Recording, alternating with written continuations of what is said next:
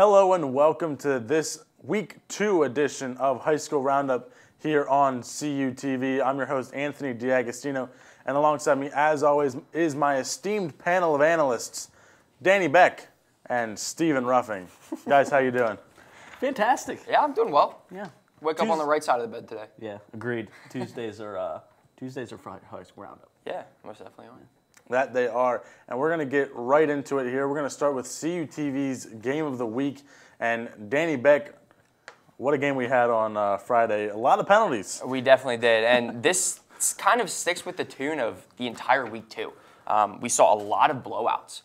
You'll see later on for the scoreboards. But a whole lot of blowouts, and this was one of the game where we really saw a blowout. But we'll get right into the highlights. Started, and like you said, Anthony, it was a Week 2 matchup. But for Southmoreland, this was their second game. Charleroi, this was their third. We're going to start right off here with Gino Pellegrini, a 10-yard run. Gino Pellegrini was all over the field. He was a passer, he was a runner, he was everything for this Charleroi team. And then this actually is going to be an answer back from Southmoreland right over the middle of the field, a beautiful touch pass right into the back of the end zone. And that was the only points that Southmoreland scored the entire game. And like I said, Charleroi and Hunter Perry, get used to seeing his name, and he's running all over the field, just streaking all over. And right here, he breaks a 61-yard run for a touchdown, a huge run on an end around. And then yet again, another run you're going to see here. Cam Carter, another end around for the Charleroi team. That's 2 touchdowns. This time it'll be Cam Carter, a 7-yard run. He's going to just break right through those kind of blockers right in the right side of the field. And then another Hunter Perry run, this time 37 yards. Crafty running, kind of just reversing field, being patient and working up the field toward the end zone. And that's where he will end up putting yet more points on the board for the Charleroi Cougars team. And then one more touchdown for the Cougars. And like I said, it's actually going to be Travis Little from George Lukacs, another new add-on to the field. And a big flipping into the end zone. Just, you don't see that all the time. And for Charleroi, that's how they got their victory, 54-7 in dominant fashion. Yeah, I mean, that Pellegrini, he's probably the best quarterback we've seen. We had Week 0, Week 1, and now Week 2. And I think he's probably the most talented quarterback we have seen. And there's still a lot of football yet to come, but he's going to be someone to look out for. And he's a mobile quarterback. He can throw on the run. Yeah. He can really make plays out of nothing. And that's something that you love to see out of a young quarterback. I believe he's a junior. So he still has some experience. And last season, he was still on the field. He was still racking up those points for this Charleroi Cougars team. And it's just the same script for this season. He's a very elusive quarterback, and you kind of saw that on that flipping touchdown pass. He was able to avoid some tackles and get up towards the line of scrimmage and was able to throw a pass, and the receiver was able to just run and flip up into the end zone for a touchdown. Almost not a touchdown. The ball almost didn't cross the plane, but ended up just getting over and was able to get that touchdown, Danny. Yeah, and that was actually George Lukacs. They switched the quarterbacks around, so it wasn't Gino Pellegrini, but that just shows the depth that they have on this roster. The quarterbacks, they can do the exact same thing, and they kind of have like a template now for the Charleroi Cougars team. You know, they can run the ball. Really, their gameplay doesn't really change no matter what quarterback they have in behind the center. As we move on into the Century Conference standings, we're starting with AA here. Bentworth took on Chartiers Houston, and Bentworth coming with a huge victory over Chartiers Houston, 54-6. Kind of a shocker to me. And then Best Center Fraser, the huge rivalry that is. Best Center winning yet again this year, 20-7. But guys, that Bentworth Chartiers Houston game, that's a lopsided victory. Yeah, I mean, Bentworth, we didn't know what we were going to get out of these two teams, but Bentworth, I mean, just absolutely dominant against Chartiers Houston. I mean, there's not much else you can say about it. I mean, just Bentworth coming out, being the better team, and getting a big win against Chartiers Houston. And Danny, real quick, say some stuff about Best Center Fraser. I think that's a close game and a big win for Best Center. Yeah, Best Center gave Fraser those lone 7 points and came back and scored 20 points unanswered and really closed this victory out, honestly. And Fraser actually scored on a 59-yard run. So there was glimpses right on the beginning of the game, and then Best Center just really poured it on. And this is kind of one of the more spread out Best Center Fraser games, I believe, that we've seen. Normally it's a dogfight, honestly. That it is as we continue on into the Century Conference scoreboards there. Washington took on Brownsville. put up a big number, 68-7 over Brownsville. That's all we're going to say about that. We're going to continue on into the non-conference side of things. 1A Bishop Canevin lost to 2A Burgettstown 34-0, and kind of a surprising victory, Steve. Yeah, I think we kind of underestimated this Burgettstown team because a lot of us had picked Bishop Canevin. This was one of our pick-em games. A lot of us picked Bishop Canevin, but blanking the Crusaders, it was a non-conference matchup. But I mean, Ryan Lounder threw for 4 touchdowns. I mean, for a high school quarterback to do that, 3 in the second half after Burgettstown held a slim 7-0. They were only down 7-0 at halftime, but to get that many points, to get 27 points in the second half, unbelievable. Those 3 touchdowns, huge in this Burgettstown win. And Burgettstown, the teams are definitely going to want to look out for in that Century Conference here. As you look at the standings, Washington, powerhouse of the conference, they're 2-0 overall and 2-0 in conference. There you see Burgettstown, they're still undefeated. They have had 1 game in conference. They're 1-0 and 2-0. But Best Center, they're also undefeated. They're 3-0 in the overall standings. Yeah, of course, it's that non-conference. We're in this weird stage of high school football where we're finally getting into the conference matchups, but those first couple weeks you're getting those non-conferences. In the standings, it might not help you, but in morale, I think it's a big gain when you go 3-0 non-conference or conference games. And then they also count for tiebreakers, I believe. Right. So, getting those wins, and right now there's at least 4 undefeated teams right now in conference standings. And so we'll see what happens as we continue on in this season. As we move on to the Interstate Conference, Mount Pleasant loses yet again, this time to South Park 14-9, and then McGuffey putting up a shutout over Waynesburg 35-0. But I'm kind of surprised that this Mount Pleasant team is kind of stumbling here at the start of the season. Yeah, in South Park, I believe they played Southmoreland last week. Right. So 2 victories early on in week 2. I'm not sure if they played in the week 0 matchup, something I was going to mention on the standings. These teams that have played in the week 0 matchup, they're gelling with their team now at this point. They know what works for their team. They know what they can call in tough situations. And for the South Park team, they're just keep rolling. And you're going to start to see that more with the teams that are gelling in when they played in the week 0 matchup more than the teams that are just coming off of early on in the season. As we continue on in the Interstate Conference, Yock fell to Derry 47-8. As we look at the non-conference side of things for the 3A, Elizabeth Forward took on Central Valley. They did not come away with a victory. They lost 42-26. As you look at the standings now for the Interstate Conference, South Park, they're up top 2-0 and 2-0, and then McGuffey and Elizabeth Forward are tied 1-0 in the conference side of things. But guys, this South Park team, I'm really interested to see if they're going to be that powerhouse and maintain their first place spot throughout the rest of the season, Steve. Yeah, I know back when I was in high school, like middle school, going to high school, South Park, they were in Steel Valley's conference, and they were always this dominant team. And they kind of fell off for a few years there, but now they're coming back. They're coming back like stronger than they have ever been. But this Derry team, I think a lot of eyes are on them. So it's going to be a prove me season from last year when they went undefeated and had one of the best records in school history. So this is going to be a very interesting conference with South Park and Derry going head-to-head. And Elizabeth Forward coming up, another team that eyes are on them almost all the time. That they are. As we continue on into the now single A side of things, Tri-County South, California putting up a number on Avella, 86-13, and then Monessen ending up getting the victory here, 14-12 over Jeff Morgan. But man, is this California team good this season, Danny? Yeah, they are. And California actually scored 66 first half points. How would you come back at halftime? What would you say if you're a head coach?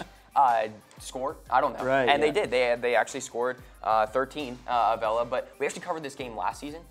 I'm kind of glad that we covered it last season other than this season. It would be kind of tough to 86-13.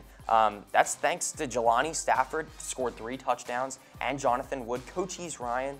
They all scored twice. And Zion Aldrich also scored twice. This team, I'm saying that this team is a sleeper team. I mean, against a Avella team. But, Steve, you said that you're giving me that look that they're not. I don't know. No, I just want to see California throughout the season. When playoff time comes, this is when I'm going to really focus on California. I mean, it's fantastic to see them doing well. They have a strong team with Jelani Stafford and Jonathan Wood, Cochise Ryan. But, you know, there's some big dogs in the playoffs. A 6-foot, 285-pound running back.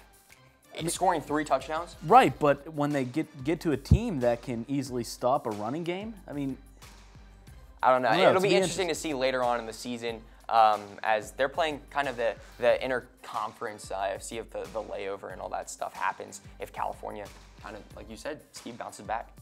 As we look at West Green taking on Mapletown, 42-12 victors. And Steve, West Green continuing their dominance right now. They won again, 42-12. Yeah, I mean, talk about a team that we just completely looked past. I mean, this West Green team, it was not the strongest Mapletown team, but I mean, West Green really proving themselves so far with some big victories and just moving themselves up in the conference. As we now look at the non-conference side of things for single A, Carmichael's finally fell here, this time in the non-conference side of things. They lost to Our Lady Sacred Heart, or Olsh, 34-13. And then Fort Cherry ended up getting the victory over Greensburg Central Catholic, 33-30. As we now look at the standings for the Tri-County South, California and West Green are tied here, something I was not expecting to see. West Green in tied for first place with California. Right. I mean, California, they're most likely going to be the ones that run this conference, but I'm focused on what they're doing in the playoffs. I mean, I'm sorry. I mean, go ahead. No, I agree to a point. I could say, I mean, a lot of the interconference matchups, yeah. I can see what you're talking about. But California has scored 202 points and is averaging 67 points per game. I mean, obviously that helps with the 86 scored last week, but I'm not against their game. I really like Jelani Stafford and Cochise Ryan. Their skill is unbelievable. You have power in Stafford, and you have skill in like just elusiveness with Cochise Ryan. So I'm not taking anything away from their skill. I'm just, the eyes are going to be on them when they get into the playoffs. I guess I am kind of overlooking, we're talking about Brownsville and Avella going against this team, but they're spread out. Like you said, they have quite a few options all across the board. One of the more spread out teams that I think we're seeing in Whitfield football today. Well, before we go to break, we have our West Virginia high school roundup with Dylan Godet, and we're going to send it over to the news desk for Dylan's report. Thank you, Anthony. Let's jump right into week 3 here in AA in the state of West Virginia. This is week 3 in West Virginia. Week 2 in PA, week 3 in West Virginia. And we're going to jump right into number 1, defending AA state champions Mingo Central totaled 550 yards, only on 57 plays to defeat Logan 65-22. And number 2, Fairmont Senior, the Fighting Luke Rapcheks there at Fairmont, took on Marion County rival North Marion and came on top with a 34-15 victory. Heading on into number 3 in AA, Bridgeport High School taking on East Fairmont. Bridgeport was without senior quarterback John Merica, and sophomore quarterback Devin Vandergrit filled in nicely and finished with 2 touchdowns and a 36-0 victory. Bridgeport will be taking on number 2 Fairmont Senior next week, so that's a game to look out for. Next up is Point Pleasant. They defeated Warren Local 54-7 there in an out-of-state rivalry. And on into Bluefield now, taking on Woodrow Wilson. Came up top with a 45-13 victory over a AAA opponent there in Woodrow Wilson. And now on to James Monroe with a decisive 44-7 victory over Independence there. Quarterback Grant Moeller finished with 179 yards and 3 touchdowns. Now let's take a look at the AA standings here. Again, next week we're going to have the actual WVSAC standings. This is the power rankings done there by Metro News in West Virginia. Mingo Central on top, 3-0, followed there by Fairmont Senior. That was a game in the state championship last season. Mingo Central and Fairmont came down to the second half, and Mingo just blew that one out. But here's the big matchup next week. Fairmont Senior hosting Bridgeport there. Both teams 3-0, had a fantastic game that came down to inches in the playoffs last season. Point Pleasant losing their first game in the regular season in 3 years last week in the week 1 there to Mingo Central. So that is a tough AA. Biggest region in West Virginia is AA, and they are loaded with teams top to bottom there. Kaiser 1-1 in the season. Only losses are to an out-of-state Maryland team in Fort Hill. That is also a team to look out for there in Kaiser. So that's all for AA here. Next week we'll have AAA high school football on CUTV. And after the break, stay tuned for South Union scoreboard and more here on High School Roundup. Since 1937, the Student Association Incorporated, known as SAI, has served the CalU student body by providing activities, programs, and services. Every enrolled student has the ability to take part in over 125 different clubs and organizations. Managing participation in every SAI activity is easy with OrgSync, a powerful tool for staying connected. Located 1 mile from campus, the SAI farm has 94 acres of meeting and recreational space. SAI, it's your student association.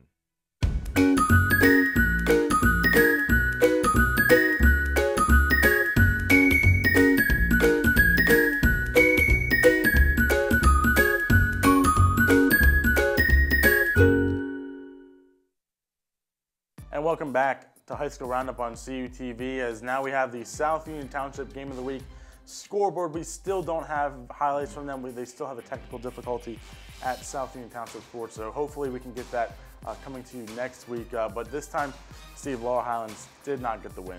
You know, we're just going to shake this one off. I still have faith in my Laurel Highlands team. But Greensburg-Salem, you know, they proved a point, you know, shutting down this Laurel Highlands team who was like steamrolling off a 2-0 start. So, you know, you can't take anything away from this Laurel Highlands team. But, you know, coming back next week, Laurel Highlands just needs to get back on their feet, brush this loss off, and get back in it, get on their game, and see what they can do. And Greensburg-Salem also for next week, you take on Thomas Jefferson. Yeah, that's going to be a tough one. Yeah, so they kind of get their revenge in a sense. Laurel Highlands get to be like, okay, you beat us, and try to beat TJ.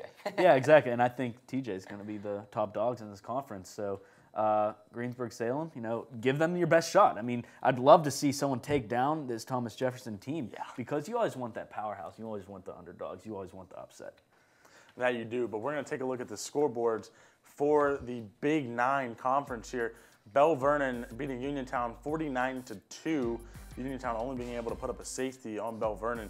Ringgold defeating Albert Gallatin 17-8.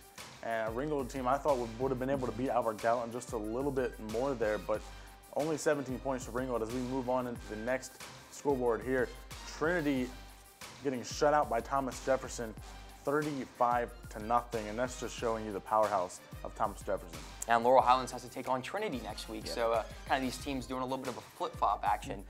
So maybe Laurel Highlands gets on the high horse again. But speaking of West Mifflin took on Trinity. It only beat them by like 2 points. So does that question West Mifflin's team this year?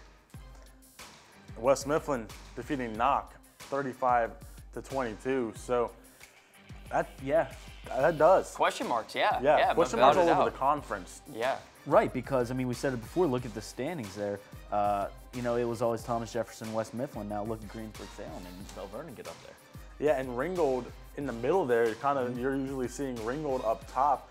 We saw Bell Vernon kind of and Ringgold shift last season when we covered Bell Vernon and Ringgold at Ringgold, and you know, they played again, and they're going to be playing again. And that's going to be a very interesting matchup, maybe a pick-on later, who knows? Yeah. As we move on into the Big East side of things on week 2, Franklin Regional only defeating Kiski 19-14, and then Gateway destroying Connellsville 50-8. But Franklin Regional and Kiski, that's a big win for Franklin Regional, but a close win. Yeah, and he also counted for the deciding points. The quarterback, Adam Rzinski, counted for the deciding points on a 5-yard touchdown pass that really set them apart. But as you said, Anthony, a close score. Franklin Regional just squeaking out the victory against Kiski. As we continue on in the Big East Conference here, McKeesport defeating Armstrong 21-7, and as I predicted last week, Plum getting shut out 48-0 to Penn Trafford. As we continue into the non-conference side of things, 5A, Latrobe defeating Chartiers Valley 48-26. As you take a look at the standings now for the Big East, Gateway, Penn Trafford, and Franklin Regional all 2-0 and 3-0.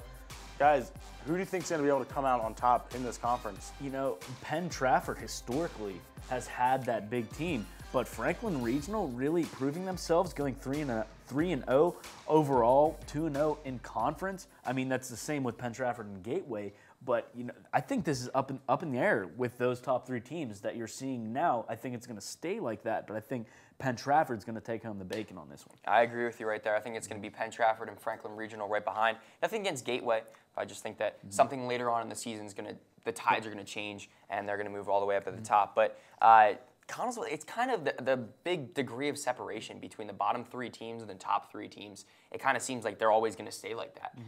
Nothing against either one, but it kind of seems like the skill levels of either of the teams really sets them apart.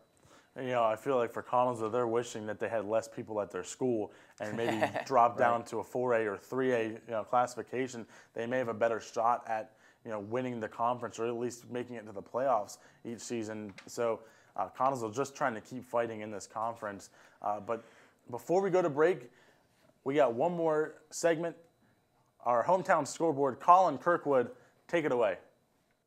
Well, thank you, Anthony. We're going to jump right in here to another great segment here. And here's our first graphic. We've got Central Dauphin, who was on a bye week this week. And then we've got Anthony's Lampeter Strasburg taking on Penn Manor at home and coming away with the victory, 25-21.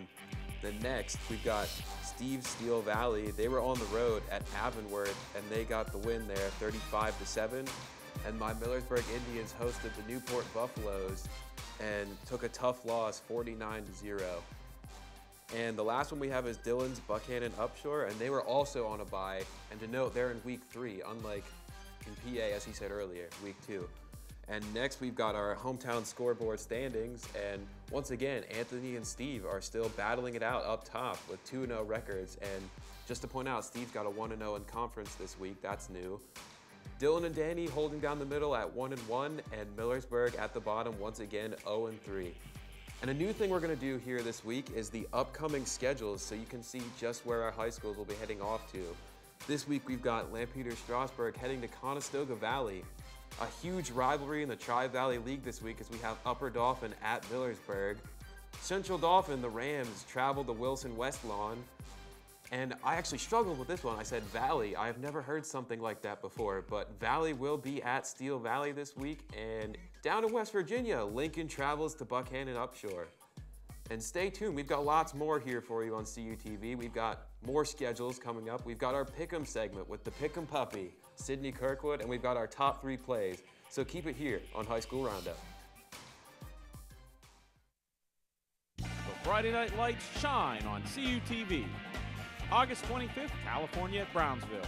September 1st, Monessen at Carmichaels. September 8th, Southmoreland at Charleroi. September 22nd, McGuffey at Elizabeth Forward. September 29th, Franklin Regional at Connellsville. October 6th, Trinity at Bell Vernon. October 13th, Rochester at California. October 20th, Newcastle at Ringgold. October 27th, Washington at Best Center. Live on CUTV Sports 1, tape delay, CUTV.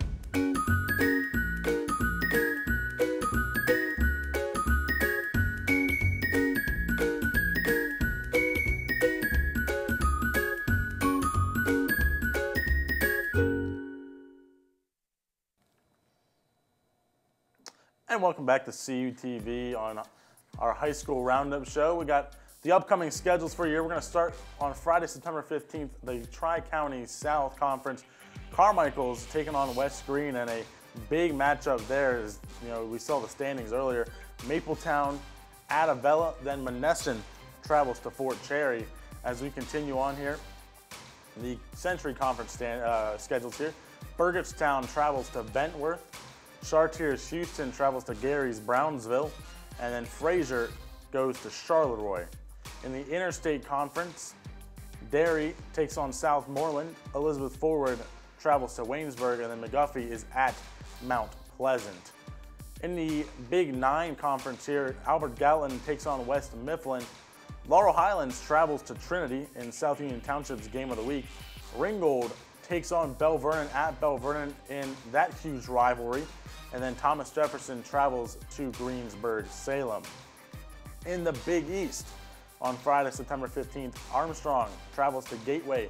Connellsville is at McKeesport. Franklin Regional is at Plum. And then Latrobe travels to Kiski. Now, for everyone's favorite segment, the non-conference segment.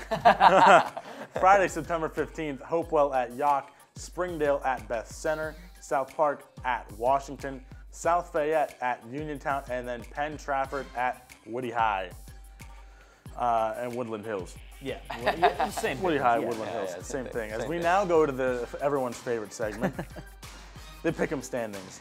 I am still in first place somehow with a 7-3 record. Thank you for being 5-0 that last week.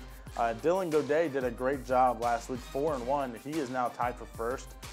Gary Smith is tied for first, as so is the puppy. We have a 4-way tie for first. Everyone is 7-3. Who's giving her the picks? As Jody Highroller went 1-4. Yeah, one win. I mean, that one win was like a huge one. That one win is a lot of people's losses. So It was. Yeah. It was a big win. As we now go into our pick'ems, as we have Carmichael's at West Green. We didn't do the pick. We'll go live. We'll go live. Yeah, let's Yeah, go we'll live. We have to be quick though. We'll go live. Yeah. So Danny Beck, who you going with? You know what? Put me on Carmichael's. I'm gonna say that they're gonna bounce back after last week. Just put me on there. I'm going West Green. Anthony, I'm surprised you didn't because we had a thing going there. West Green's like a good team, but I'm gonna go West Green. I'm thinking, I just have a feeling Carmichael's is gonna come away with the victory on this one. But Steve's going with West Green as we continue on the next graphic here. We have Burgettstown at Bentworth. Everyone going with Burgettstown right now, but Danny, who you going with? Yeah, keep me at Burgettstown. I'm gonna follow the, I guess the bandwagon. I'm not really sure of the Burgettstown. I'm sure. Steve, you go ahead. I'm gonna go ahead and keep myself on Bentworth on Yeah, I this one. figured that. It's a bold strategy, Cotton. I don't know. I mean, Bentworth, you never know. I mean, Burgettstown know. put up a big number last game. Yeah. So we will see as we continue on. The McGuffey at Mount Pleasant. I'm going with Mount Pleasant. Steve, you going with McGuffey? Yeah, I'm actually gonna keep this one, legit keep this one because Mount Pleasant, I mean, they have not had a good year at all so far. That's very true. Danny. You know what? I don't want to be complicated or anything, but put me over at McGuffey. I'm kind of seeing the same thing Steve is as we talked about Mount Pleasant quite a few times on this high school roundup. But maybe I'm going to stick with Jody Highroller. Why not? Yep, you should. Well, the Twitter peeps also said Yeah. McGuffey, so Yeah. maybe something happening down there. Amen. As we continue on to Ringgold at Bell Vernon, the matchup of the week. And right now, everyone's going with Bell Vernon. Danny, who you going with? Might as well keep me at Bell Vernon. If Ringgold's traveling to Bell Vernon, I think that they're going to have the upper hand in this matchup. But this Big Nine is strong. And this is a really good matchup, as you said, Anthony. Steve, you I'm staying? gonna stay Bell Vernon. Yeah. Yeah, Bell Vernon, just a great team this year, and Ringgold may be blinded by that gold turf, so that's possible. They're Armstrong at Gateway. I'm going with Gateway with Colin and the Twitter peeps as well as Gary, but Steve, I'll start with you. Who are you going with? I'm gonna Armstrong, man. They changed a lot from last season. I'm gonna go over to Gateway on this one. And I'm going to keep me at Armstrong.